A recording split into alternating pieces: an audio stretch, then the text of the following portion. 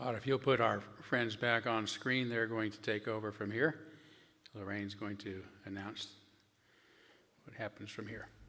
There, great, thanks. Good, I am not muted, although we've got the echo. Let's see, there we go.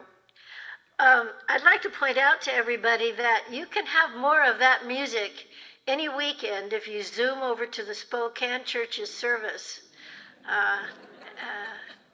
Really great music. So we've got a special homily of sorts today, a combined presentation by several of our members sharing some thoughts about religion, church, Unitarianism, community, and NAUA. I'd like to thank our presenters, Doug Rogers, Joyce Kinnear, Roy Dickerson, Joyce Francis, and I guess I'm in there too. All right, are we ready with that video?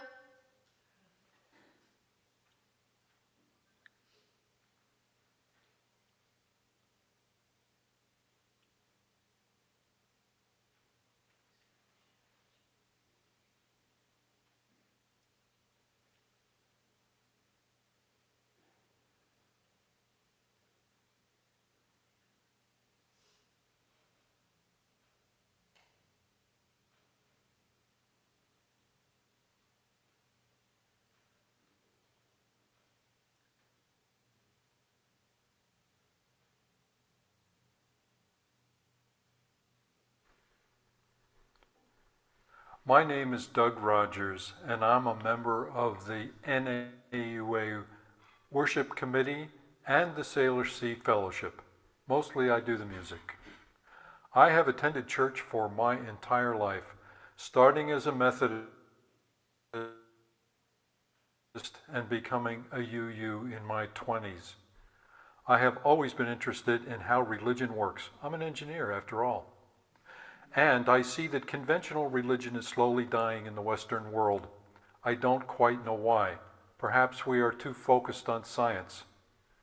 But recently I have read some science that has me convinced that there is life after death, that we are immortal souls in physical bodies, and there is a spiritual realm.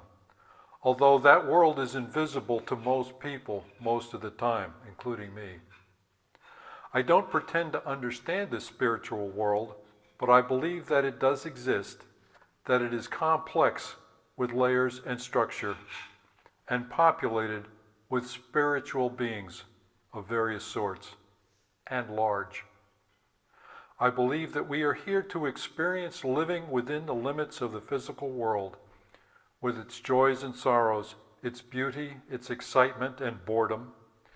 We are here to help ourselves and others around us, those we know and those we don't. As the Dalai Lama likes to say, practice kindness. That's the most important thing. I believe that religion is good for people. People have always had religion, from the tribal people who worshiped features of their environment to the more complex and abstract religions that formed in past centuries and that are still practiced by people around the world today. But organized religion has been slowly failing in the modern world, and I have wondered why. Today, I would say that the ancient truths are formatted in a way that no longer relates to the kind of lives that we live.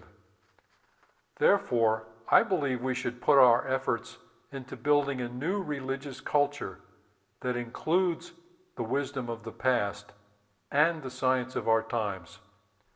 Religion means coming together in person as much as we can and affirming our belief that we need to take care of ourselves and each other.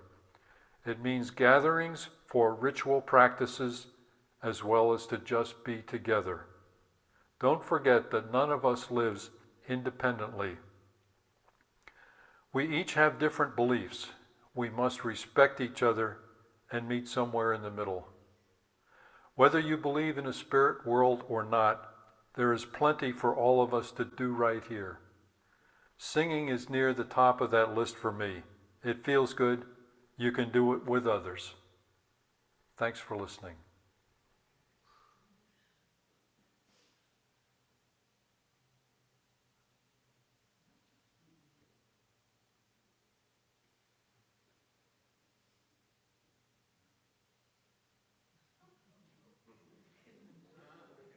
Good morning. My name is Joyce Kinnear, and I'm on the NAUA Worship Committee. I'm going to spend a couple of minutes with you today talking about my religious history and my beliefs and how we as Unitarians can share those together. I was raised a Seventh-day Adventist, a very conservative Seventh-day Adventist. A lot of my early childhood was in the South. And in those churches, the man was encouraged, strongly encouraged, to have total control over his wife and children, often with physical beating, spare the rod and spoil the child, and no questioning of the church doctrine was allowed. While I appreciated the social aspect of the church and really great work with children and music and spending time together socially and the ability to talk about and think about theology, I did not appreciate the rest of the control over personal life, and I left that church in my 20s and became a Unitarian. I've been a Unitarian ever since, and I appreciate the ability to think about who I am and what I want to add to the world. I believe in humanism in that I believe that humans, all of us, have the right and the responsibility to create a better place for all of us who live here, humans, animals, and plant life, everything, and make this a better place, because this earth is our heaven or our hell, depending on what we make of it. And because of that, I have strong beliefs in trying to help make the world a better place. My efforts have particularly been for women and children, as shouldn't be a surprise given my history, but I am supporter of many other areas in which we are trying to work together better and to make it a better place for everyone. I am really interested in talking with each of you in the NAUA, and I think that our foundation on rationality and reason and tolerance, those are very important to living together and to having a really great community while we are focused on our goals. Thank you very much.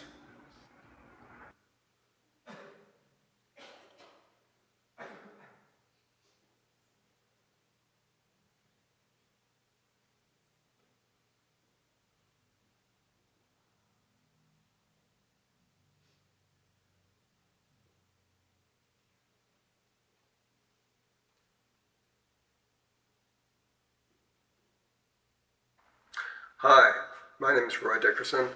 I'm with the Hayward Fellowship. I wanted to talk today a little bit about my beliefs in terms of religion. We come together for many reasons. Community brings many benefits. I can't imagine what it would be like to live alone and without the advantages of our shared existence.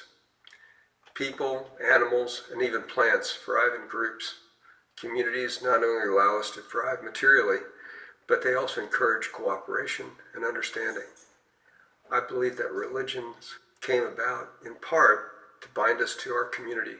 Having common beliefs and rituals for important moments in our lives gives meaning and roots in the shortness of our existence. Fundamental to our lives is how temporary it is. Religion attempts to raise hope for a continuation of the consciousness and a greater understanding of what our purpose is. Religion plays a defining role in how we have come together in our communities, trade, legal system, and family structure. Everything we do has been influenced by religion. Religion was used in the past to legitimize monarchies, and then it was religion that led to our enlightenment and the rise of democratic states. The responsibility for decisions and thoughts swung to the individual, where once we had direction and safety by the hierarchy, the individual now had rights and control. The religious model I believe in evolved along with our country's founding. Perhaps the best example of this model are John Locke's Dry Club, Ben Franklin's Junto, and Cotton Mather's neighborhood societies. These all had community betterment, individual advancement, responsible citizenship, and at their core, a religious aspect. Today, however, community is hard to find. We often have little interaction with our neighbors. Our family members are miles away, and the people we work with are more interested in beating the commute traffic than getting together after work. We have moved beyond the church hierarchy controlling things, but many have lost interest in taking on the responsibility for individual and group agency. Something is missing if you are not an active part of family and community. Something is missing if you ignore the big questions that surround us and don't talk about them. We're done with someone telling us the answers, but we haven't moved past needing to ask the questions and puzzling it out. Whether it be life after death, how to relate to someone, or a million other questions about existence, the responsibility rests within us. Maybe we will never find the answers, but there is comfort in knowing people care about you and searching. Even if others don't agree with you. On the big question, I believe in reincarnation, even though I can't prove it. Ben Franklin put it this way on his epitaph: "The body of B. Franklin, printer like the cover of an old book, its contents torn out and stripped of its lettering and gilding, lies here, food for worms, but the work shall not be wholly lost, for it will, as he believed, appear once more in a new and more perfect edition, corrected and amended by the author." Thanks.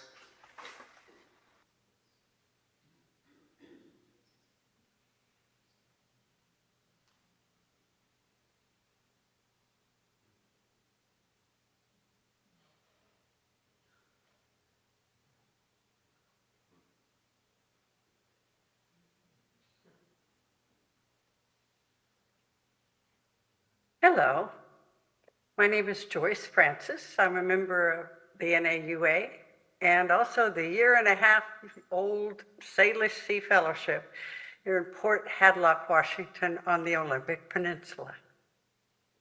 I believe in grace, not the grace that John Newton wrote about in his song Amazing Grace.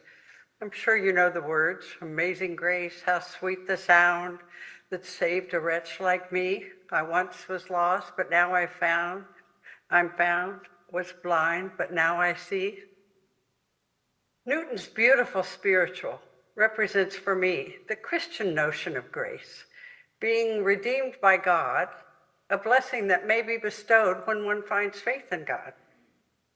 While I understand this view to be a comfort to many, it is not a belief that I personally hold. I'm an agnostic, believing that I can have no evidence, no knowledge through my senses or my reason, that there is a creator, a loving and redeeming God, or an afterlife. Thus, God is not a topic I spend time exploring.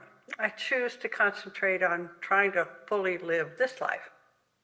However, I refuse to relinquish to the deists a belief in grace. My notion of grace comes closer to that of Dan Wakefield in his book, Expect a Miracle, about the seemingly miraculous things that happen to ordinary people. He says, "This universe in which we were born and this planet on which we walk are unearned gifts. That's what grace is. Take gravity. Rather take it away and this planet and everything on it would fly apart. Grace is unearned. Life itself is a gift of grace. We didn't earn the right to be born. We didn't have to ask to be born. Birth came to us as a gift. If you would appreciate grace, look for it in ordinary places," he says. That's great, I'm repeating that. If you appreciate grace, look for it in ordinary places. Doris Lessing, the Nobel Prize-winning British author, perhaps best captures my agnostic's view of grace as something given by nature in her role of spendthrift. Something given by nature in her role of spendthrift. I like that. My personal graces that I can and I have been generously offered from life, from nature, if you will, without my earning them. Inspired by Doris Lessing, I like to call those nature's graces.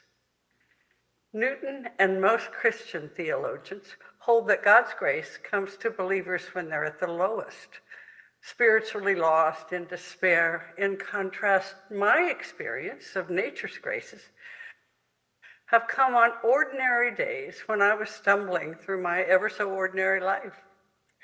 One such moment is the epiphany I felt when I first saw the Salish Sea 35 years ago on a bicycle tour with friends.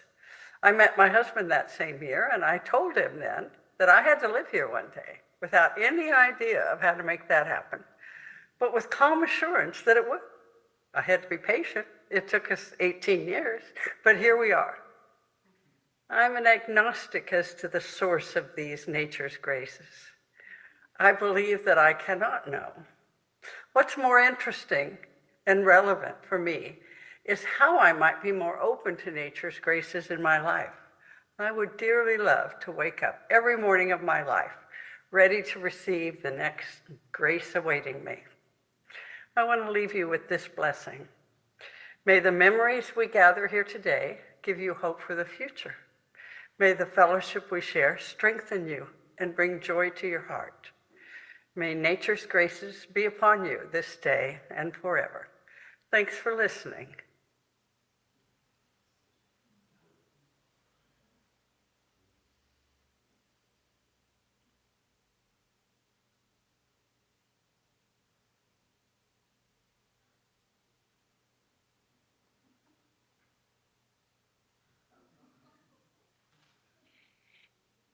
Hi, everybody. I'm Lorraine Day.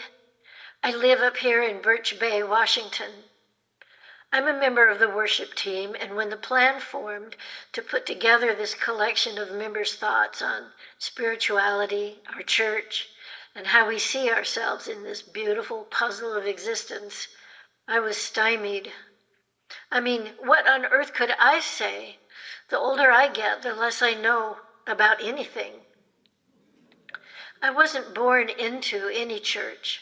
My parents' religious teaching consisted of instructing me to fill in my school enrollment forms by checking Protestant. Yes, in those days they asked, not because we were Protestant particularly, but because they didn't want anyone to mistake me for a Catholic. We never went to church. My older sister actually married a Catholic boy, and in order to have a Catholic wedding, she had to get educated. I found hidden in her car a rosary and a small secret book titled Missal. That was the extent of my exposure to religion or to church. But in my early teens, I became possessed of a fervent hunger for religion, for God. I read every book I could find on Christianity. That was the only religion I knew. And I had trouble falling asleep at night for all the longing in my heart and all the questions in my head. These were the days of the Jesus movement, and I lived in Southern California, so naturally, the next step was for me to be baptized as born again in the Pacific by a young hippie in a long white robe. I hoped that when he pulled me up out of the water, things would be different, that I would be born again. I wasn't. But my hunger for religious connection never left me, and my search for a spiritual home persisted. Over the next decade or so, I guess I visited or studied them all: Judaism, the Quakers, Baha'i, Buddhism, all forms, I think, and of course, especially Zen. The devotional faiths coming out of India, especially as presented by Baba Ram Das and Paramahansa Yogananda. Scientology, now that was a thing in the 70s, and science of mind. Even a very short stint with the Unification Church. That's right, the Moonies. The teachings and practices of the Armenian mystic Gurdjieff, the Center for Spiritual Living, Unity, Matthew Fox's creation spirituality. Almost all of them spoke to me in some way, but in other ways they were silent. All of these and probably other teachings I just can't recall right now. Over time, the closest thing I've found to a religion that speaks to me is the thinking of the psychologist Carl Jung and his ideas of the transcendent function of the psyche. Jung said that a religion can only exist within a psychological container, a culture, and once that God leaves the container, you can't put it back in. You have to find a new God. He felt that modern man is in an era of trying to find a new God that fits our modern container. Jung also said that modern man struggles to find God because he doesn't look low enough. I like that. It's easy to sense the presence of something sublime when you contemplate the stars. It's a lot harder to make that connection here on Earth. Here you have to kind of be intentional about looking most of the time. I needed a church that encourages its members to do that, to name their own gods, gods that fit their own psychological and spiritual containers. Now, you know, I don't mean Sun Myung Moon or that guy who led his followers to Jonestown, or even Donald Trump, who has his own followers. I'm sure not looking for that. For me, it means being on the lookout for ways to connect with that nourishing mystery in which we live and move.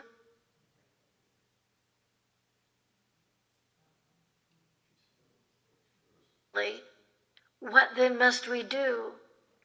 What then must we do? I found Unitarianism in the mid-70s, and I knew it was my home immediately. This was a place of like-minded people, curious, open-minded people of widely varying beliefs and practices, but who hung together tied by the 7 principles and drawing from many spiritual sources. Be unknowing. A space where, as Rilke said, we can live in the questions and be patient with unsolved issues. A place which embraces uncertainty and that allows answers to emerge organically over time.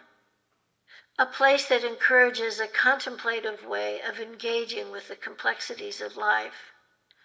That's why I'm a Unitarian. Now, there's no denying it, the Unitarian Universalist Church, under the umbrella of the UUA, has changed. Most of us here feel it lost its way, became something entirely in opposition to its own history and principles. This cultural shift has been painful and even traumatic for many of us here. But the NAUA has formed and is coalescing into a body that holds to and protects the traditional values of Unitarianism, what our mission statement calls the Enlightenment values of freedom, reason, and tolerance. The programs offered here, the services, the circles, and the community of others who are also building their own theology feeds me while supporting my freedom to wonder and grow. And most importantly, to keep that eye out for connection to that nourishing mystery that abides.